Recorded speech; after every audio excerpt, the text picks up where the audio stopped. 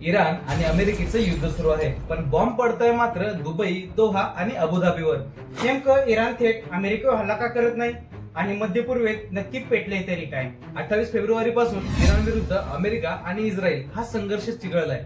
इस्रायलने अमेरिकेच्या मदतीने इराणवर हल्ला केला आणि इराणने त्याला जोरदार प्रत्युत्तरही दिलं. या हल्ल्यामध्ये इराणचे सुप्रीम लीडर आयतुल्ला खामेनी यांचा मृत्यूची बातमी समोर आली आणि त्यानंतर पूर्ण मिडल ईस्ट पेटले. पण धक्का इथे बसतो. इराण अमेरिकेवर थेट हल्ला न करता Dubai, Doha, Bahrain, Saudi Arabia यांनाच का टार्गेट करतोय? कारण गेम आहे तो लोकेशनचा. मिडल ईस्ट मध्ये अमेरिकेचे जवळपास 19 एअरबेस आहेत. कतार मधला अल उदेद एअरबेस अमेरिकेचा सर्वात मोठा एअरबेस आहे. युएई मधला अल दाफ्रा एअरबेस पर्शियन गल्फवर नजर ठेवण्यासाठी आहे आणि बहरीन मध्ये अमेरिकेचा नेव्हल बेस आहे. म्हणजेच अमेरिका इराणच्या सीमेपासून हजारो किलोमीटर दूर असली तरीही तिची सैन्याची ताकद इराणच्या आजूबाजूलाच आहे.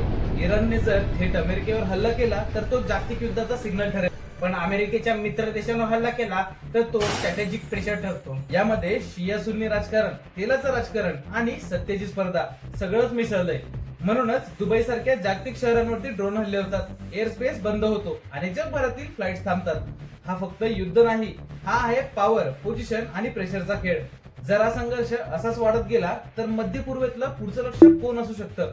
जगाच्या नकाशावर रेषा बदलायला युद्ध लागतं, पण त्या रेषांमागचं राजकारण समजून घ्यायला जागरूक नागरिक लागतो. विचार करा आणि तुमचं मत नक्की सांगा.